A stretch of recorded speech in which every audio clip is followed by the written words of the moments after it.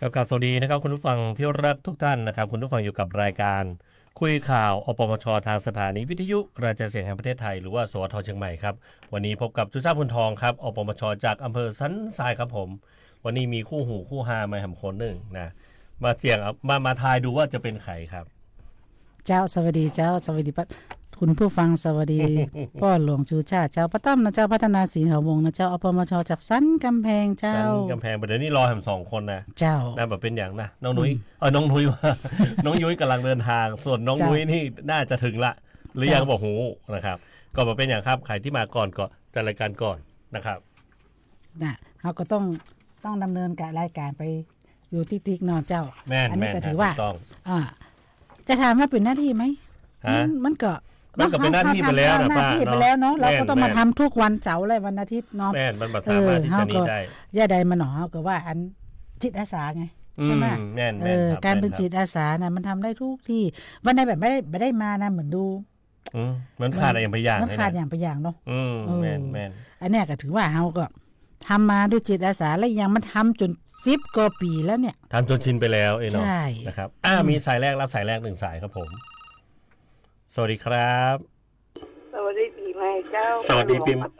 สวัสดีเจ้าครับพี่สาวคนดีมิดเป็นจะได้พ้องจากสันมาคนสันมาคนครับเป็นจะได้พ้องเป็นวัดเจ้าเป็นวัดช่วงนี้มาได้นะไวรัส B ไวรัส C นี่ค่อนข้างที่จะนี้นะส่วนมากไวรัส A นะครับเบาวิวตัวเด้อพี่สาวตัวเมื่อยตัวเจ้ากะโอ้รักษาเนอะแล้วบอกเพิ่นว่าเป็นอะไรอย่างครับเป็นไข้หวัดนะเนาะเพิ่นว่าเป็นไข้หวัดบ่ได้แน่นอนครับเจ้าอย่างอื่นบ่มีนี่หายก่อนปีใหม่เนอะมีอย่างไอ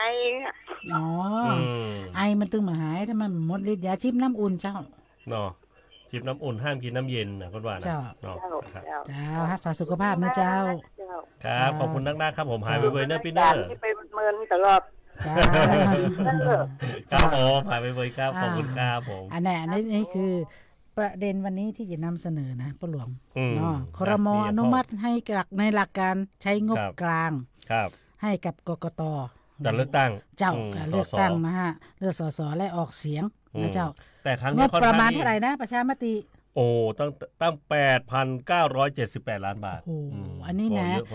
พี่น้องประชาชนเฮาเนาะต้องใช้งบให้คุ้มเนาะต้องมาช่วยกันที่สำคัญก็คือแม่นครับหน้าที่ของพี่น้องประชาชนคือออกไปใช้สิทธิ์ใช้เสียงเลือกตั้งนะครับแต่ว่าครั้งนี้มันจะเหมือนครั้งอื่นนะครั้งนี้มันอาจจะเมาหัวนิดหน่อยนะเพราะว่าเมาหัวนิดหน่อยเพราะฉะนั้นเนี่ยเขาจะต้องเป็นท้องว่าดูข่าวสารแล้วก็พยายามทำความเข้าใจโดยเฉพาะผู้นำชุมชนนะผู้นำชุมชนแต่ละพื้นที่เนี่ยก็ต้องประชาสัมพันธ์ให้กับพี่น้องประชาชนทราบเพราะว่าในเดือนหน้านี้ก็มีการเลือกตั้งของอปต.ไม่ใช่อปต.วันที่11นะเจ้าก็แยกคือถูกเนอะเจ้าพี่น้องประชาชนแต่ในเขตที่เป็นนั้นไม่ใช่อปต.เนาะเป็นเทศบาลก็คือเลือกไปแล้วแต่ส่วนมากจะเป็นอปต.เนาะถึงคิวที่เอาอปต.เปิ้นจะต้องเลือกองค์การบริหารส่วนตำบลนะเจ้าเปิ้นจะมีการเลือกตั้งในวันที่11นะเจ้านะดังนายกและก็พร้อมทีมงานเนาะแล้วก็ของเฮาเนี่ยคือสสทั้งประเทศวันที่8 กุมภาพันธ์เนาะอันนี้คือแยกคือถูกนะเจ้าบ่ใช่ว่าเลือกตั้งไปแล้วร้อนเลือกตั้งกันไม่มันบ่ใช่นะเจ้าคนละตี้กันนะเจ้าเพราะว่าในเขตคนที่อยู่ในเขตอบตเนี่ยจะเลือก2 ครั้งเนาะที่เป็นเทศบาลก็เลือกครั้งเดียวรอวันที่8เนาะเลือกคนดีเข้าสภานะเจ้าก็ช่วยกันดูแลเนาะสอดส่องว่าคนไหนที่เพิ่นเห็นสมผลที่สามารถที่จะมาเป็นหูเป็นตาแต้นหูเฮาได้เนาะเฮาก็ต้อง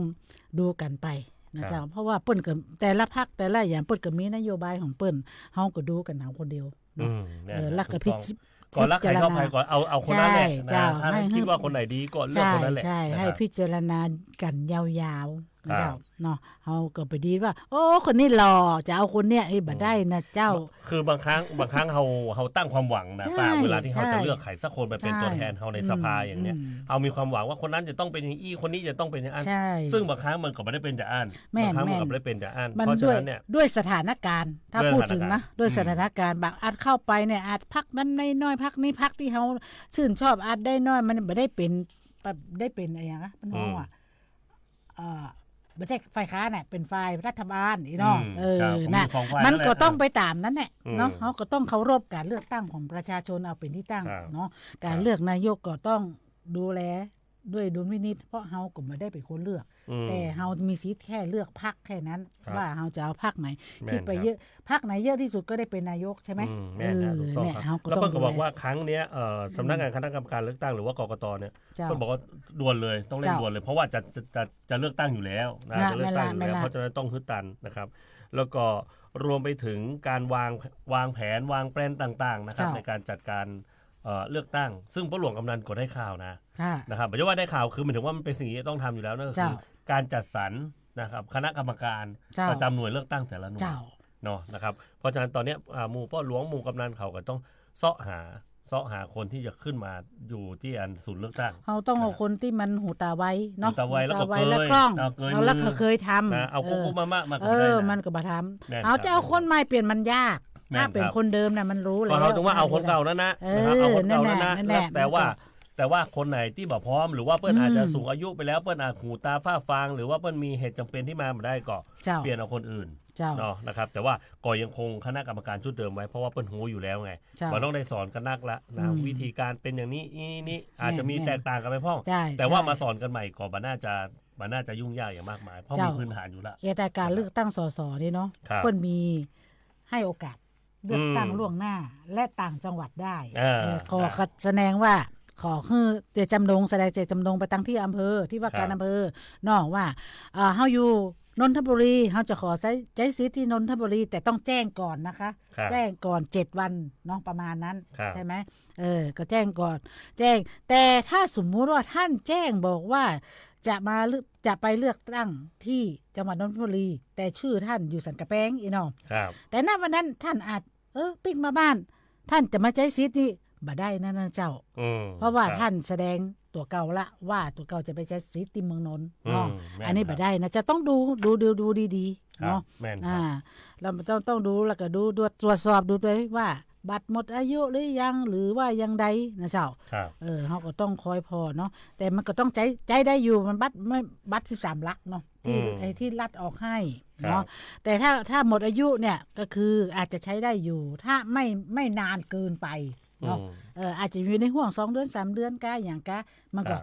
อาจบกี่วันกาหรืออย่างเงี้ยแต่ห้ามใช้สำเนามาเลือกตั้งแค่นั้น อืม บางคนบอกว่าบางคนบอกว่าบัตรที่มันแบบมีปัญหาเนี่ยก็โดนเจาะไปแล้วใจได้ก่อน ไม่ได้ ะ นั่นถือว่าบัตรเสีย ถือว่าเป็นบัตรเสีย อืม แต่ว่าถ้าบางคนแบบบัตรประชาชนเสาะหาไปเจอใจอันบัตรอันอะไรอย่างก็ สำเนา บัตร บัตร ไม่ ขับ ใช่ ขี่ บัตรขับใบขับขี่ได้ก่อนได้ถ้ามีเลข13 ถ้ามีเลข บัตรนะ 13หลับและ อืม มีรูปถ่ายรูป แม่นครับ เก่าๆติดหันเนาะ แม่นครับ เออ แม่นครับ ใบหรือว่าพี่น้องสมุดเดินทางเนาะ พาสปอร์ต พาสปอร์ตมันก็มี เพิ่นบอกว่า รูป อีป้ามัน อืม แบ่งค่าใช้จ่ายเป็น2อันเพิ่นบอกว่า ใช่ ค่าใช้จ่ายที่สำนักงานคณะกรรมการเลือกตั้งหรือว่ากกตเนี่ย เจ้า ดำเนินการเองเนี่ยจำนวน 7,000 กว่าล้าน อืม นะครับแล้วก็ยังมีค่าใช้จ่ายสำหรับหน่วยสนับสนุนที่ร่วมดำเนินการตัวแฮม เจ้า ปันกว่าล้าน โอ้โห นะครับรวมเป็น 8,000 กว่าล้าน เจ้าเป็น นะครับ เงิน ก็ถื ม อ หา ว่าเยอะ ศาม ล หา นะ ศาลเนาะ เจ้า นะครับก็ประเทศไทยเขาถึงเป็นอย่างเงี้ยนะครับเกี่ยวกับเรื่องการเลือกตั้งก็คือเลือกตั้งกันอยู่เป็นประจำอยู่ละ เจ้า นะครับเพราะฉะนั้นก็เขาก็จะใช้เปิ้นท้องว่าใช้ภาษีคือคุ้มค่าที่สุด แม่น เนาะนะครับเพราะฉะนั้นหน้าที่ของเขาที่ดีที่สุดก็คือเขาไปร่วมเปิ้น เจ้า นะครับเขาไปร่วมเปิ้นเขาไปใจสิทธิ์ใจเสียงนะครับ เจ้า บางคนนี่เกิดใหญ่มานะจนกระทั่งเท่าแล้วนะก็ยังบอกเกิดไปใจสิทธิ์เตือคิดว่ามันบัดจำเป็นสำหรับเขาเนาะซึ่งจริงๆแล้วมันมีความจำเป็นมากนะครับ นี่ไง ถามว่าคนไทยทุกคนไปใจสิทธิ์กับบัตรทุกคนครับนะครับ เจ้า แต่ละครั้งที่ผ่านมามีคนที่แบบไปใจสิทธิ์เยอะมากๆเลยนะครับ เจ้า แล้วก็คนที่แบบไปใจสิทธิ์นี่นะก็หมดโอกาสที่จะได้ทำหลายๆอย่างนะ เจ้า เนาะบอกว่าจะเป็นสวัสดิการบอกว่าจะเป็นเกี่ยวกับเรื่องการลงเลือกตั้งหรือว่าอย่างก็แล้วแต่นะมันหลายอย่างมากนะครั เจ้า เพราะฉะนั้นเนี่ยต้องฝากพี่น้องประชาชนว่าไปเถอะครับนะครับ เจ้า มาเฮาเสียสละแค่วันเดียวเองเนาะนะครับมันแบบจะว่าจะยุ่งยากอะไรอย่างมากมาย จ้า นะครับ พ่อหลวงลองดูแล้วที่เพิ่นมีการกำหนดที่ว่าเลือกสมัครอ่ะ เปิ้ลมีบอกว่าประกาศคณะกรรมการเลือกตั้งนะครับ เจ้า ลงในวันที่ 15 ธันวาคม 2568 กำหนดวันเลือกตั้งนะครับ เจ้า เปิ้ลบอกว่าวันรับสมัครเลือกตั้งแบบแบ่งเขตเลือกตั้ง วัน เจ้า รับสมัครเลือกตั้งแบบบัญชีรายชื่อ และสถาน เจ้า ที่พรรคการเมืองจะส่งบัญชีรายชื่อผู้สมัคร เจ้า แบบบัญชีรายชื่อก็มีดังนี้นะครับหนึ่ง เจ้า ก็คือกำหนดให้นะครับวันที่ 8 กุมภาพันธ์ 2569 นะครับตั้งแต่ เจ้า เวลา 8 นาฬิกาจนถึง 17 นาฬิกาเป็นวันเลือกตั้ง ครับ8 กุมภาพันธ์ไปไหนไม่ได้นะป้า เจ้า ต้องไปเลือกตั้งนะ ป้าเองก็แทบจะได้อยู่ที่ ได้จะอยู่ที่หน่วยละ แม่นะครับอยู่ที่หน่วยนะครับอันที่2มันบอกว่ากำหนดให้นะครับวันที่27นะครับถึงวันที่31ธันวาคมนะครับพศ2568ตั้งแต่เวลา 8:30 นาทีถึง 16:30 นาทีเป็นวันรับสมัครรับเลือกตั้งแบบแบ่งเขตเลือกตั้ง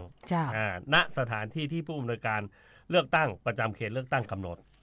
นะครับแล้วก็กำหนดให้นะครับวันที่28ถึงวันที่30นะครับธันวาคม2568ระหว่างเวลา 8:30 นาทีจนถึง 16:30 น.นะครับและวันที่31ธันวาคม2568ระหว่างเวลา 8:30 นาทีจนถึง 16:30 นาทีเป็นวันรับสมัครเลือกตั้งแบบบัญชีรายชื่อและแจงรายชื่อบุคคลที่พรรคการเมืองมีมติจะเสนอสภาผู้แทนราษฎรเพื่อพิจารณาให้ความเห็นชอบแล้วก็แต่งตั้งเป็นนายกรัฐมนตรีณห้องประชุมแกรนด์บอลลูมวายุพัฒน์นะครับที่ชั้น4เนาะนะครับที่กรุงเทพฯนะครับเพราะฉะนั้นก็มันก็จะมีหลายอย่างนะป้านะครับแต่หน้าที่ของเขาคือเดี๋ยวนี้ออกมาสมัครกันหมดละอย่างกรุงเทพมันมีเขตหลายเขตเนาะแล้วอย่างบ้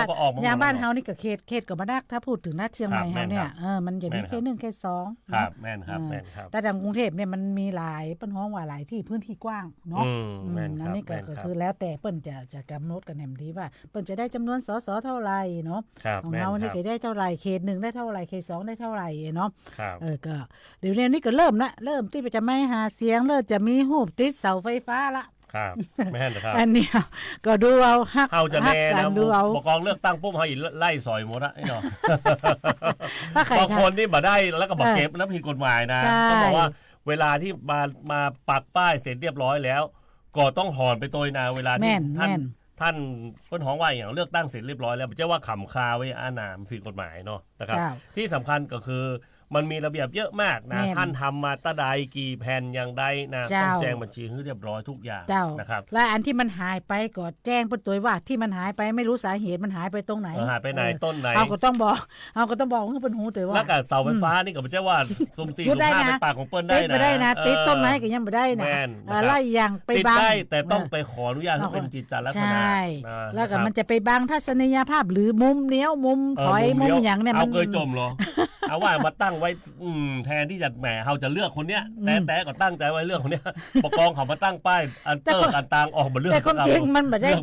ได้พิษที่สสมันโคตรพิษที่คนเอาไปติดเอากับพานพะโลกเพราะว่าคือคนที่ไปติดเนี่ยบ่ได้ไปอบรมบ่ได้ไปประชุมบ่ได้ไปปัญหาว่ามีข้อกฎหมายทั้งนี้เด้อมีแค่สสไปนี่แต่คนติดเนี่ยคือมากง่ายอันเนี้ยใกล้มือดีใกล้คนดีใกล้นี่ดีคุณติดตรงนี้แหละตรงนี้แหละน่ะมันก็ต้องนิ่งหากันดีๆเนาะมันก็ไม่ได้เป็นการที่ว่าบางทีเปิ้นรำคาญความจริงของเปิ้นก็บ่ฮู้อีโนอีนี่แต่คนไปที่เพราะฉะนั้นก็ต้องฝากนะถ้าท่านลงสสนะเพิ่นว่าที่ผู้สมัครแต่ละที่นะต้องแบบรัดกุมนะจะใจลูกน้องจะจ้างไผไปติดป้ายติดอย่างต้องติดดีๆก็เดี๋ยวคะแนนให้เสียไปนะถ้าเป็นเติร์อันถนนหนทางเปิ้นนี่นะเปิ้นออกมาได้แทนที่เอาคนเนี้ยบ่เอาสักกรรมบ่ได้นะเจ้าละเติร์ทางเองเนาะถ้าติดผิดเนี่ยสั่นซ้ายหลวงหูบจะหายไปก่อนนะเจ้าหายไปก่อนโดนขีดหน้าห้องเขียนแว่นห้องก็มีเพราะว่าป้อนหลวงคุมอยู่คนนี้ก็เคยเหมือนกันนะเคยลงมันต้องไปถามดูสวัสดีน้องยุ้ยครับผมสวัสดีคุณผู้ฟังนะเจ้าแล้วก็สวัสดีป้าหลวงชูชาติและป้าต้อมตัวยนะเจ้าน้องยุ้ยสารวันขยันอปมช.จากอำเภอหางดงรับหน้าที่ดำเนินรายการแล้วนะเจ้าณบัดนี้แต่เจ้านี่ได้ไปหางดงอยู่นะเจ้าไปแอวอย่างบ้านเปิ้นไปแอวอย่างบ้านเปิ้นไปพระธาตุดอยคำเพราะว่าคนโอ้โหคนลุ่มๆเจ้าช่วงนี้ถนนขึ้นมาได้นะแต่ว่าเป็นเรื่องที่ดีมากเลยนะก็คือหมายถึงว่าเฮาเอารถจอดตรงลุ่มป้าเฮ้ยแล้วก็นั่งรถแดงไปโอ้ม่วนนั่นแม่นๆ20 บาทไปได้บ่ต้องเสียวแม่นบ่ต้องเอารถขึ้นไปนะมันหาราคาขึ้นไปรถขึ้นไปเจ้าประเดี๋ยวนี้รู้สึกว่าทางดอยหมู่นอดอยสุเทพนี่เพิ่นก็มีเนาะทางดอยอินทนนท์เพิ่นก็มีเพราะว่าเพิ่นเอาคนในพื้นที่ครับเนาะต้องแถวเพิ่นเพราะว่าแล้วบางคนบ่เคยโกงบางทีก็ลวดโกงลุดอย่างตีโกงยาวกันเฮาก็บ่อยากจะได้ฟังข่าวที่เปิ้นไม่แอวกันเฮาก็บ่อยากนี่เนาะในห่วงเนี่ยณบัดเดียวเนี่ย มันจะยุดยาว แม่น เนาะ อืม ตั้งแต่วันนี้ไปละ แม่น เป็น ครับ บางคนลาเป็นอาทิตย์นะ แม่นบางคนลาหมดเลย แล้วก็เจียงใหม่นี่เป็นอันดับ1อันดับ2 เจ้า ที่เขาจะมาแอวไม่ นึกว่าเป็นอุบัติเหตุ เพิ่นจะไม่แอวหา แม่น อ๋อ การบ่เดียวนี้ที่มาจ้านี่ก็คือติดขนาดเจ้า นั่นน่ะ ตึงขาเข้าขาออก ถ้าปกตินี่ก็ติดอยู่แล้วนะ แต่ข้าพเจ้าบอกมาทางปกติข้าพเจ้ารอดอุโมงค์มาหมด เออ ไม่ได้ติด แม่น ไฟ แฮมน้อยในชูชาติจะต้องไปลอดอุโมงค์บ้านป้าต้อม เพราะเพิ่นจะทำใหม่เมื่อก่อน ใช่ โอ้เพิ่นบอกว่าเป็นอุโมงค์ที่ใหญ่เหรือเพิ่นหมดละในจังหวัดเชียงใหม่นะ ใช่ เป็นที่เคยไป เออ เนาะ นั่นแหละ เจ้า แต่ตอนนี้ใกล้เสร็จแล้วมั้งอ๋อ ยัง ยังเนาะปีหน้า ยัง ไม่ใจเนาะ กำลังวางผัง กำลังมาพัก ยัง มันจะละอันใหญ่ ใจเย็น เขาจะหันก็หา อ่า อาทิตย์สะพานเนี่ยรู้สึกว่าจะเป็น ใกล้เปิดละ ปีที่หน้าเนี่ยปีหน้านี่ใครจะได้ละ ปีหน้า สะพาน ได้เปิดใจ สะพาน2 ชั้นเหรอฮะ สอง สอง ชั้น ชั้นนะข้างล่างเป็นวงเวียนเนี่ยโอ้ มันใช่ทางด่วนนะใครบางคนมันว่าทางด่วนมันต้องเก็บสตางค์ไอ้น้องไม่ใช่ไอ้น้องเป็นโทเวย์เป็นอันนี้ เป็นโทเวย์ได้เปิ้นว่าทำเพื่อที่จะขยายการเดินทางแล้วอีกอย่างหนึ่งที่เปิ้นเลือกเอาที่สันกับแปลงที่ทำตรงนี้นะเปิ้นคงจะเปิ้นจะเริ่มเปิ้นฮ้องเริ่มอะไรนะที่เขาจะทำสนามบินน่ะ ทำประชาพิจารณ์ มาประชาพิจารณ์เสร็จแล้ว แต่เริ่มคล้ายๆว่าอย่างเวรคืน แม่น ที่ดินก็จะเริ่มเวรคืนแล้ว เจ้า ถึงแม้ที่คุณโดนน่ะ คุณจะไม่ขายไม่ได้ ถือว่าเปิ้นเวรคืนตรงนั้นแล้วถ้าคุณก็ต้องขยับเปิ้นบอกมาเป็นปี2 ปีแล้วก็หารู้สึกว่า 2-3 ปีแล้วนะที่ ก็ เปิ้น คือบ อ จะ ก ได้ก็ต้องเว้นคืน ใช่ต้องขยับขยาย แต่คุณจะเอาในราคาที่คุณเลือกไม่ได้ มันก็เป็นไปตาม มันมีข้อกำหนด ตามข้อกำหนด จ้ะ เพราะว่าหลวงจะเอาคืน ครับ เนาะ อืม มันอาจจะไปจับพัดจับผู มันเป็น อะ กฎหมายด้วยนะ ใช่ น้องเป็นกฎหมายด้วย เห็นไหมบางทีเราเห็นคลิปเนาะ เจ้า มันมียอมหนึ่งอ่ะ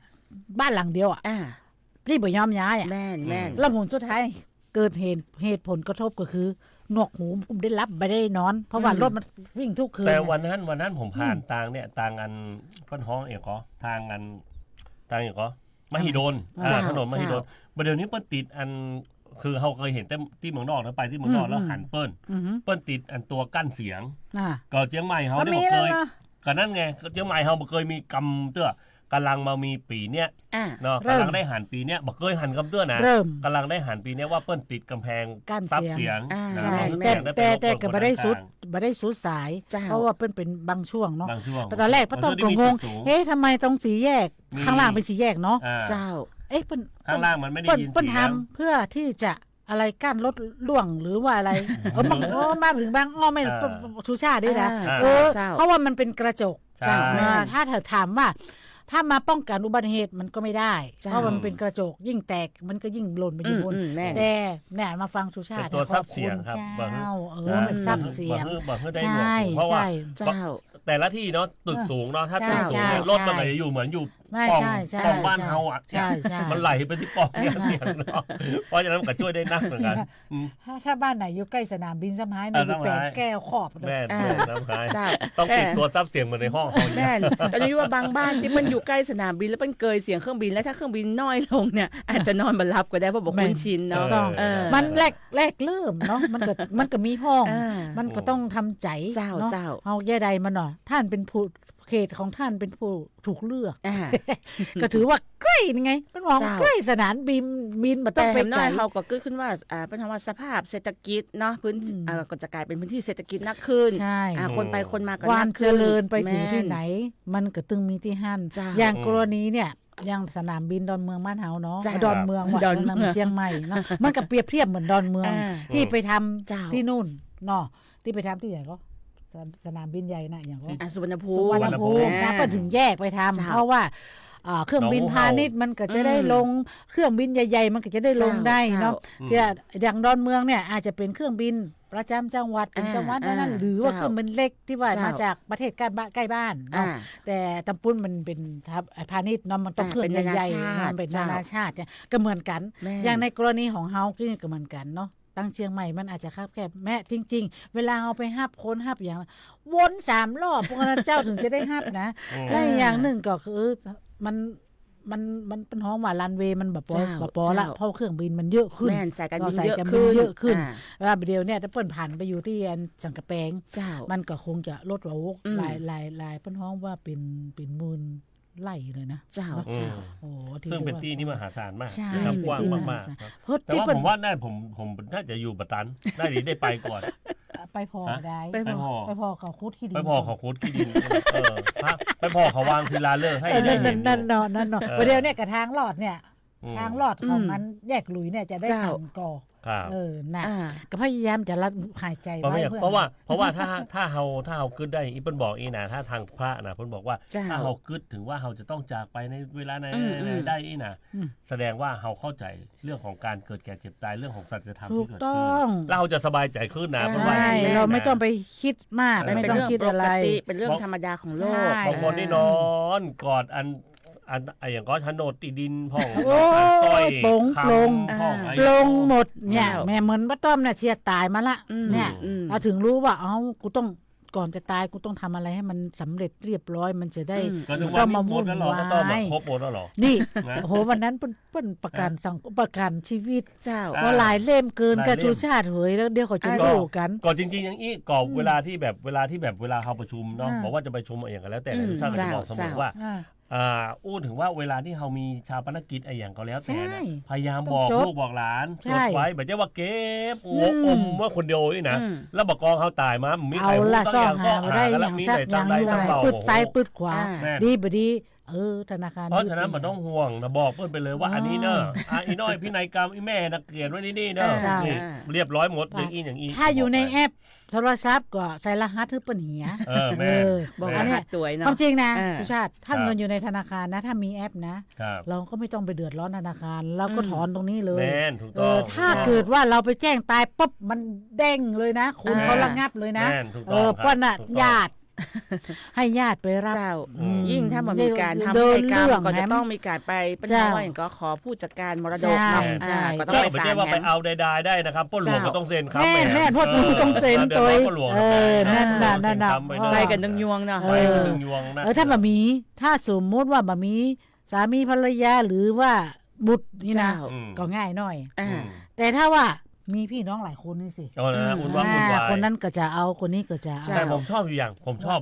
บคนเฒ่าที่คือเปิ้นกับอายุคือบัดนักเตือนนะแต่เปิ้นจัดสรรปันส่วนของลูกของเต้าเปิ้นเรียบร้อยหมดเลยนั่นน่ะเปิ้นไม่ต้องห่วงอย่างแล้วบอกกองแบ่งเสร็จแล้วแอลอย่างเดียวเท่านี้นะแอลอย่างเดียวเต็มที่นั่นแหละไปเมื่อไปได้ถ้าแบ่งขึ้นมาแล้วมาเอาไปขายแล้วแต่มันเอาก็เก็บส่วนของเราไว้สิมันจะไปขึ้นไปขายกันแล้วแต่เขาเพราะว่าตรงนั้นแต่คุณต้องเก็บไว้เป็นของคุณมั่งเพื่อลูกทรพีโดยซื่อๆนะจริงๆบางคนถ้าพ่อแม่แบ่งไปให้หมดแล้วลืมไม่ดูแลพ่อแม่อันนี้คือมีสิทธิ์คืนได้นะถ้าพูดถึงมีสิทธิ์หรือพินัยกรรมที่ทำไว้ให้ข้าพเจ้าเสียชีวิตก่อนแล้วถึงจะต้องทำอย่างนี้ให้ใครเป็นผู้จัดการมรดกหรือมีทนายเนาะจะต้องทำอย่างนี้ก่อนว่าใจว่าพอซื้อขายบ้านขายที่ดินแล้วแจกไปไอ้นี่ไป200,000นี่ไป200,000ผลสุดท้ายแม่ยังมีชีวิตอยู่ไม่เลี้ยงแม่เลยอันนี้มีแล้วเจ้าตะกี้นี่มีคนถามเพิ่นบอกว่ารายการอปมชนี่คือรายการอะไรอย่างโอ้สปะสปันที่ต้องบอกว่าอย่างนี้จริงๆเนี่ยรายการของเขาเนี่ยมันเป็นยุทธศาสตร์ของกรมประชาสัมพันธ์เลยนะแต่นะเป็นยุทธศาสตร์เลยนะเราก็เอาประเด็นที่เขาให้เราไงเพราะว่าเขาบอกว่าตัวอปมชเองเนี่ยเป็นคนที่เป็นสื่อที่จะขยายความเป็นกระบอกเสียงเป็นกระบอกเสียงนโยบายของร่างกายอย่างเงี้ยเอาไปต่อแหมไม่ใช่ว่าหยุดแค่นี้นะในอนาคตเขาอย่างสมมุติว่าทางหมู่บ้านกับทางปอหลวงกำนันทางอสมฟังนโยบายเสร็จเรียบร้อยเปิ้นขอไปอู้ต่อเพราะว่าเขาจะใช้ภาษาถิ่นในการอู้นะครับจะบรรจัยเชิงเปิ้นฮ้องว่าภาษาของวิชาการนี่วิชาการใช่อันป้าหลวงหลายๆคนว่าบ่ต้องวิชาการนะเอาอู้มาเลยมีอย่างก็อู้มาบางคนก็ฟังด้วยความที่เป็นเป็นท้องว่าไทยเคิบนั่นแหละบางทีกับปลาแรดเนาะบางทีกับรายการอย่างมู้มันเฮิร์ดสุดรายการนี่แต่ว่าก็มีสาระมีสาระอยู่ที่สำคัญคือความต้องการของเขาก็คือต้องการให้พี่น้องประชาชนเนี่ยเสพข่าวแบบง่ายๆมันต้องเป็นบางทีมันเป็นภาษาทางการมันก็จะเข้าใจยากเนาะมันอู้มีอย่างมู้เหลืองเนี่ยฟังอีก 3-4 คนนะอู้หูเหลืองง่ายมันเข้าใจง่ายเนาะจริงๆเจ้าแล้วบัดเดียว นี้คือก็เฮาก็อู้แล้วรอประเด็นที่เปิ้นฮื้อเฮาอู้มาคือเรื่องเกี่ยวกับการเลือกตั้งครม.มีการอนุมัติให้กกต.ในการนำการเลือกตั้งเฮาก็อู้วิธีการแต่ทุกต่อไปทุกเสาร์เฮาก็ต้องได้อู้เรื่องเนี้ยมาละใครจะทักทายเฮาละจากทางใดฟังก่อนสวัสดีเจ้าสวัสดีเจ้าจากทางใดเจ้าเสียงม่วนขนาดเลยใครเสียงประซักหลวงช่วยสัตว์ฮะสอกันแล้วเอาปหลวงหลอกกันแม่เอ้ยบ่มีสตางค์สมัครก็ลาออกจากคนหลวงแล้วก็ไปสมัครสอด้วยมันจะมีแบบเลือกวันเนี่ยฮะบัดตันละตอนนี้คือเก็บประสบการณ์ไปก่อนจะทำ4 ปีเดียวมาว่ากันใหม่อันนี้เปิ้นไม่ได้กำหนดอายุได้อยู่เจ้าเปิ้นได้อยู่เดี๋ยวตอนนี้สมัครเกือบบัดตันละเจ้าว่าตันอยู่เพราะว่ามันตั้งแต่วันที่38เอาแบบบัญชีรายชื่อ38ถึง30ว่ามันเป็นให้มันอู้อยู่เอี้ยแม่เอ้ยมันต้องไปทางใดเดี๋ยวเป็นสสจะไม่ได้ฟังเสียงถ้าเป็นสสเปิ้นบ่มานั่งตุ้ยอู้ปะต้อมหรอกเสียงม่วนแต่นี่ต้องใดเอ่ยครับขอบคุณเจ้าได้ขอบคุณเจ้าหลายครับผมครับขอบคุณวันนี้มันมากินข้าวแล้วเนอะเจ้าสวัสดีปีใหม่ครับสวัสดีปีเก่าก่อนเจ้าแล้วปีหน้าปักกันให้ใหม่เจ้าอยู่ดีมีสุขนะจ้าแม่เนอเจ้าสวัสดีเจ้าคนบอกว่าเนี่ยเหมือนก็จักรพันธ์ได้พวงมาลัยนะถ้ามีเสียงโทรศัพท์เข้ามาหน้าบานอย่างอันจานเรดาร์นี่นะนี่เนาะอย่างจานทับสัญญาณประมาณนี้แล้วป่ายปอเปิ้นบ้องจวนทั้งไปเป็นสสไม่ได้สะพานล่มเจ้ามันปากหนักเจ้ามันจะไม่ได้คนอื่นได้อู้มันจะกำไม่คนเดียวเตวงขนาดไม่หลวงนุ้ยยังมาถ้ามาไม่หลวงจะมามันได้อู้อย่างนี้แล้วมันเลยมาไปไหนก็บ่ฮู้เนี่ยไม่ติดภารกิจเจ้าเพราะว่าเอิ้นมาแล้วว่าบ่ได้ไปเนอะบ่ติดภารกิจก็ยังมาเอิ้นวันฮู้กันได้หรอเนี่ยนักฟังเขาอยู่กับมูโดนเล่าขวัญแล้วเนี่ยมานะพอมองถึงวันปุ๊บมาเนี่ยเจ้าแม่แฮมเรื่องนึงในช่วงนี้ที่น่าจะเป็นที่น่าสนใจอยู่เหมือนกันเพราะหลายคนก็ว่าเผาไปก่อนก็ยังแบบประกาศนับแต่นี้ต่อไปเผาไปได้แล้วเริ่มแต่วันที่อย่างวันที่1 มกราจนถึง31 พฤษภาคมนะเจ้าจังหวัดเชียงใหม่ของเฮาประกาศห้ามเผาในที่โลกทุกชนิดจนถึงนู่นน่ะ1 พฤศจิกา1 พฤษภาโอเคเดี๋ยวข้าทำสาย1ก่อนสวัสดีเจ้าสวัสดีเจ้าป้าน้อยสันทนายเจ้าแรงตัวแล้วเนอะวันนี้นะอันพวงมาลัยติดแบงค์มาแล้วเฮ้ยเป็นไงเจ้าป้าน้อยติดแบงค์มันนักร้องค่ะก็นักกับเพิ่นเป็นก๊อตจักรพันธ์หรออันนี้เป็นก๊อตไม่เหรอเป็นไงพ่อมันสบายดีเนาะสบายดีไปกินอย่างน้ำปลาใช่ช่วงนี้มันซ่อมตั้งสังกะแป้งก็มีเหมือนกันแม่อดเอาตักน้ำบ่อเอาก่อนตอนเขาเปิดใหม่ๆนะเจ้าฟองน้ำทาหมดละจ้าหงหมดละกำลังเปิดก็ฮ้อนทันน้ำเอาไปทำน้ำอุ่นให้ตัวมีระบบน้ำอุ่นในตัวมันมีระบบน้ำอุ่นให้ตัวนั่นนะใช่ใช่น้ำอุ่นเขามันมีอยู่แล้วมันก็เลยฮ้อนเลยน้อยเจ้าใช่เพราะแรงดันน้ำมาถึงเลยนะมันจะฮ้อนขนาดนั้นแม่เนอะเพราะน้ำมันจะฮ้อนขนาดแล้วระวังเนอะไปอาบน้ำอุ่นนักผิวจะแตกเขาหลัดใหม่ๆน้ำมาทั่วเขาทาหมดละต้องเหนียวแมวมันมาสม่ำเสมอแต่อดเอาเหนียวแมวนี่นักไปนอนเหนียวหนูดีกว่าเนาะอดเอาแบบน้อยเดียวกับเด็กกันนี้แล้วเพราะว่าช่วงนี้เปิ้นปรับกันปรับ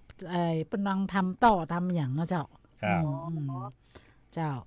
บอกว่าที่สันซ้ายนะฉันกับเป้งก็มีเหมือนกันนะเจ้าเหมือนกันถ้าทุกที่เปิ้นพยายามเป็นการพัฒนานะครับเพราะว่าของเก่าก็สุดโทรมรู้เปิดใหม่ๆมันอย่างมาไหลนักเจ้าตาหมดแล้วเขาจะมาลาดมันจะอีแม่มันด้านหัวแม่เปิดมาโฟ่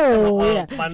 ต้นท้องจะได้มันหยุดประเมินมาก่อนแล้วทีนี้ท่อเฉพาะในท่อน้ำมันบ่มีเลยไงบกองปล่อยไปปุ๊บกว่ามันจะเต็มแหมเนี่ยที่ท่อพอมันจะเต็มแหมเพราะฉะนั้นมันก็จะ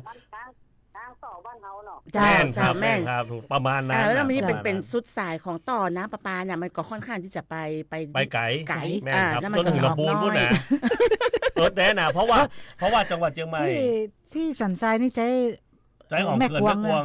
เหมือนสัน ครับ เหมือนกันสักกะแป้งกับใจของแม่ก แล้ว วง ก็ละปูนก็ใจของแม่กวงเหมือนกัน แม่น นะครับเพราะฉะนั้นเนี่ย2จังหวัดเนี่ยจะใจของแม่กวง เจ้า นะครับเปิ้ลถึงผ่านน้ำจากเขื่อนแม่งัดมาเข้าเขื่อน แม่ แม่ น กวงตัวอีก เพราะฉะนั้นตอนนี้ป้าน้อยอดทนเอาก่อน ฮะโอ้โอ้ หรือบ้านกันนั้นไม่น่ากระตวงไว้เลย จ้ะ ตวงไว้เผื่อมันมาก็เก็บไว้เลย ผมไม่อย่างถ้าวันไหนบ่มีน้ำก็เอิ้นมาก็ดีครับไปเฮ้อเนี่ยใส่ ชูชาติจะอมไปเพื่อ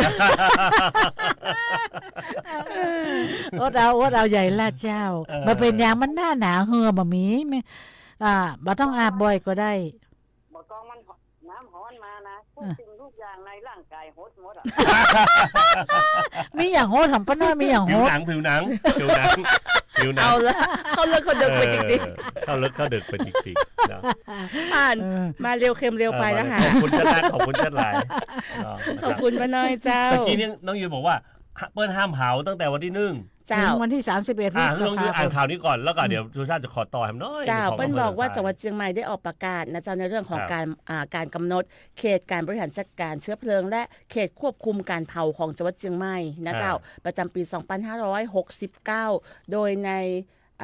หัวข้อที่ 2 ที่ระบุว่าพื้นที่นอกเขตการจัดการเชื้อเพลิง ห้ามไม่ให้มีการเผาในที่โล่งทุกชนิดในพื้นที่ชุมชน ห้ามให้มีการเผาขยะ เศษกิ่งไม้ใบไม้ทุกชนิด โดยผู้ฝ่าฝืนหรือปล่อยปละละเลยให้บังคับใช้กฎหมายอย่างเคร่งครัดในทุกกรณีตั้งแต่วันที่ 1 มกราคมถึง 31 พฤษภาคม 2569 นะก็เริ่มแต่วันที่1 มกราไปเลยนะ เจ้า นะครับเพราะฉะนั้นก็ต้องฝากฝากไม่ใช่ว่าฝากก็เฉพาะพี่น้องประชาชนอย่างเดียวเนาะ เจ้า นะครับรวมไปถึงผู้นำชุมชนตัวที่ แม่น จะต้อง เจ้า เป็นห้องว่ากระจายข่าวแล้วก็ แม่น บอกกับทุกท่านว่าเหตุผลเป็นอย่างนี้เนาะ เจ้า แต่คืนก็ยังแอบเห็นนะมีไฟไหม้ป่าที่ไหนบอกว่า เจ้า แต่ว่าดี มี ที่ว่า สัก เขา กะ ยัง แป้งก็ไม่ ดับตัน เจ้า ไม่ได้ว่า เจ้า ลุกลามไปเยอะแยะมากมาย เจ้า เพราะว่า เจ้า ทุกคนคอยดูอยู่ ถ้าเป็น แล้วเดี๋ยวฮอตสปอร์ตเพิ่มขึ้นทวีคูณนะ เจ้า 10 คูณไปเลยนะ อันต้องชิงก่อนชิงก่อนวันที่ ก็ 1 เขาว่าเราดังไฟหุงข้าวสมัยโบราณน่ะใช้หลัวใจถ่านนี่ก็ขึ้นอยู่ฮอตสปอร์ต ขึ้นสิ เพราะมันจับควันป้าน้องมันจับควัน แต่เขาก็บอกว่าเขาจะรู้ว่าอันนั้นคือควันอะไรอย่างอันนี้คือควัน ใช่ เพราะว่าจะมีหน่วยตรวจสอบอยู่ ในกรณีที่เปิ้นเผาเนาะ อืม เผาสุมาเตอร์เผาซบเผาอย่างนี้เนาะบางทีจะเป็นเตาเอา เจ้า เตากองปอน เจ้ากอง มันก็จะมีควัน แม่น เหมือนกัน ครับ อันนี้ก็คือเปิ้นก็มันคงจะแยกถูกอะว่าอันใดอันเป็นอันใดอะเนาะ ครับ อันนี้ก็คือว่าเฮาก็ต้องพยายามไว้เหมือนกัน เพราะว่าทุกวันนี้ถ้าสมมติว่าเฮาจะเผาเสียชีวิตเสียศพเสียอย่างเฮาก็ต้องไปแจ้งทางเทศบาล เจ้า เนาะ แม่นครับ มาแจ้งเทศบาลแจ้งอำเภอหรือว่า อืม แจ้งสู่ศาลที่เขาจะต้องไปใช้ เจ้า อันขอ เพิ่น บ ก็ อก คงบอกเนาะ ครับ ขอบอกเนอะสันทรายหลวงนี่นะ ว่า อันในเทศบาลนี่นะเดี๋ยวนี้เกือบทุกที่แล้วนะเปิ้ล ครับ มีแล้วเนอะเผาอย่างสมัยโบราณ เพราะ โบราณ บาง นี่นะ คนเพิ่นมีปราสาท มีปราสาทที่ต้องเผา ก็ ข้างน เดี๋ยว อก นี้คือรณรงค์ เตาเผา นะ เจ้า ประกาศรณรงค์ว่าขอแบบบะมีปราสาทเนอะจะอันนี้เพราะว่ามันก็ลดการเผาไปได้อีเนาะอู้ แต่นี่นะที่ป้าต้อมไปหันนะมัน เจ้า มันมีอยู่ที่หนึ่งที่วัดบ้านน้อย เจ้า เอาไปเห็นที่ว่าเปิ้นใจอันเป็นสีขาเหมือนขาเต็นท์อ่ะมันเต็นท์เลยนะแต่มีล้อนะ อ่าฮะ แต่เปิ้นเอาแมชชีสเข้าใส่ อ่า อ่า ก็บ่แพงนะถ้าพูดถึงเต็นท์ 20,000 กว่าบาท เจ้า แต่อันนั้นเท่ากับ มี เต็นท์ สัน หมื่ ทราน ย กว่า ก็ บาท มี อืม สันทรายก็มีเพิ่งถึงเอาอย่างนั้นนะ เจ้า เคลื่อนย้ายได้ตัว นะครับ บ่ต้องไปอย่างแต่มันก็กึกลึกอยู่หั่นน่ะมันมีการพัก แต่ เป็น แต่ของสันทรายหลวงเนี่ยเป็นอย่างนี้เปิ้ลเตาเผาเนี่ยจะเป็นเตาแหมอย่างนึง เจ้า นะครับใช้น้ำมันมาได้มีนี้มันจะมีการเผาคือเผาน้ำมันไปก่อนเสร็จเรียบร้อย มันจะมีเตาแหมชั้นหนึ่งเผาควันแหมกำนะครับเผาควันแหมกำแล้วก็ควันที่ออกไปเนี่ยจะบะหมี่ มันเป็นการกรอง ใช่ครับ ควัน ต้อง ขาว เผานะครับแล้วก็ที่สำคัญก็คือรณรงค์เกี่ยวกับเรื่องการใช้ประสาท เจ้าน นะครับก็บางคนก็อาจจะมีข้อคิดเห็นแตกต่าง เนอะ ถ้าเกิดสมมติว่าเปิ้ลต้องการได้แต่ก็แล้วแต่เปิ้ลแต่ว่าเฮาเนี่ยทำตามนโยบายของรัฐบาลอยู่แล้ว เจ้า คือ เจ้า หมายถึงว่าลดการเผาเนาะยิ่งเป็นจังหวัดเชียงใหม่เนาะ อ่าน นะครับแต่บางคนบอกว่าเนี่ยคนเฒ่าขอสักคนเถอะก็ แม่น อาจจะเป็น แม่น กรณี แม่น พิเศษไปก็ได้ มันเป็นความเชื่อ ประพณี อ่า ความเชื่อ ความเชื่อ ความเชื่อว่าจะได้ ใช่ ไป ครับ อยู่บ้านอยู่อย่าง อ่า แต่บางคนนี่นะ เผาเตาเอาเผา แต่ว่าหลายคนก็เข้าใจนะ แล้วแต่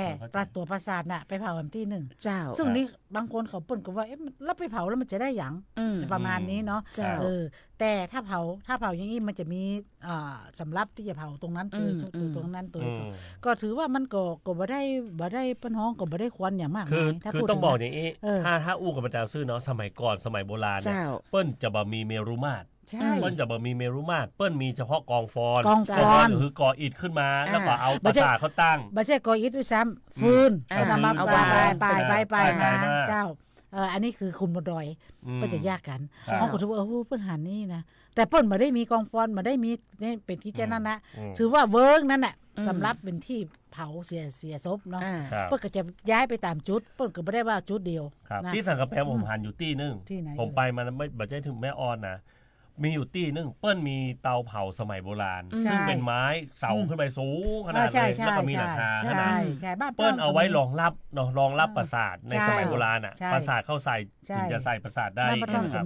แล้วก็เดี๋ยวนี้เปิ้ลบอกค่อยมีกันแล้วไงแบบนี้เพราะว่าเปิ้ลก็บ่ค่อยได้ใจส่วนมากคนสมัยเดียวเปิ้ลจะใช้เรียกว่าถ้าจะอยากได้ปราสาทก็คือจะไปนั่งเต้นเป็นเก้าอี้เจ้าจะได้ไปเป็นสาธารณสมบัติก็จะมีคนเฒ่าอย่างบางคนเกิดเปิ้ลก็จะเอาอยู่แต่อันนี้แน่นอนกว่านี่ท่านนพดล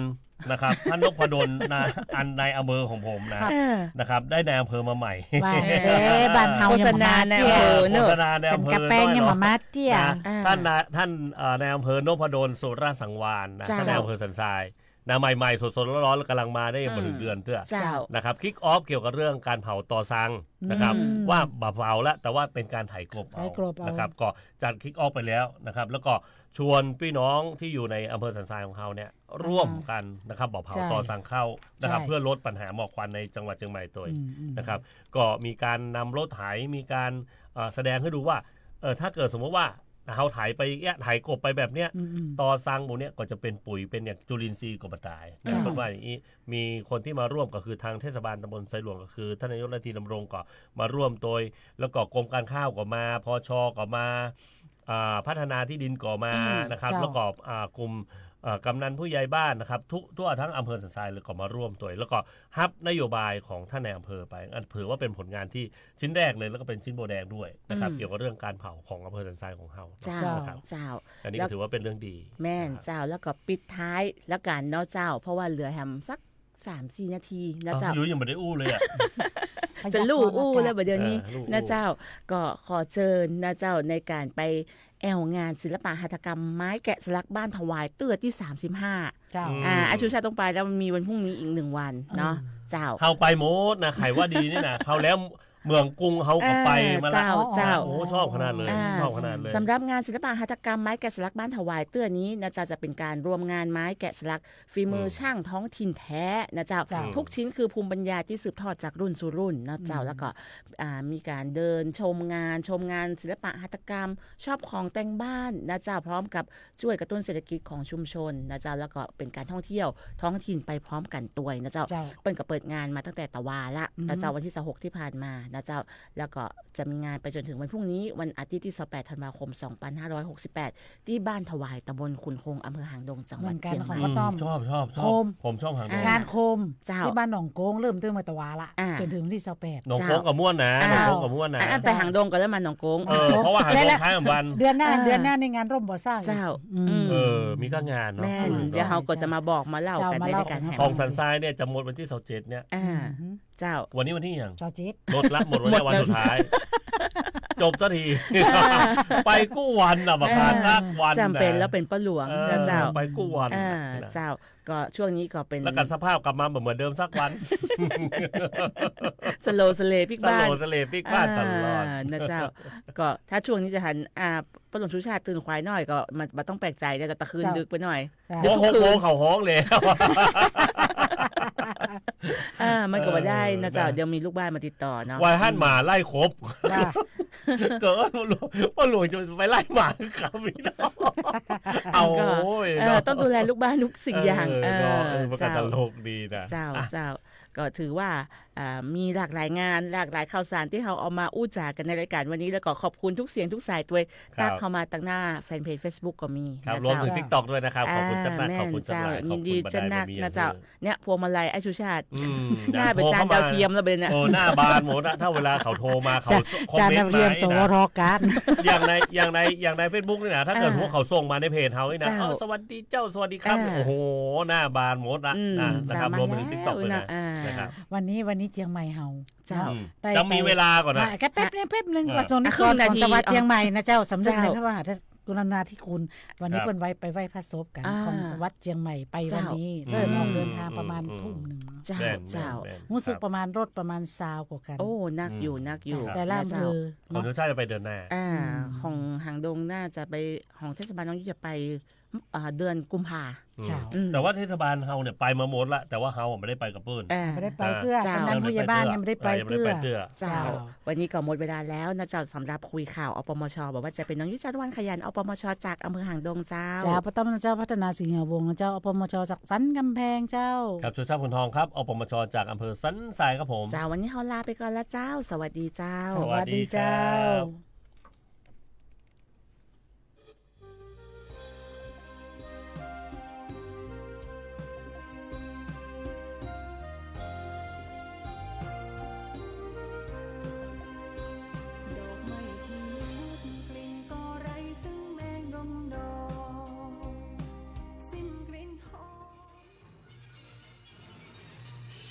สถานีวิทยุกระจายเสียงแห่งประเทศไทยและเครือข่ายทั่วประเทศเสนอข่าวต้นชั่วโมงรู้เร็ว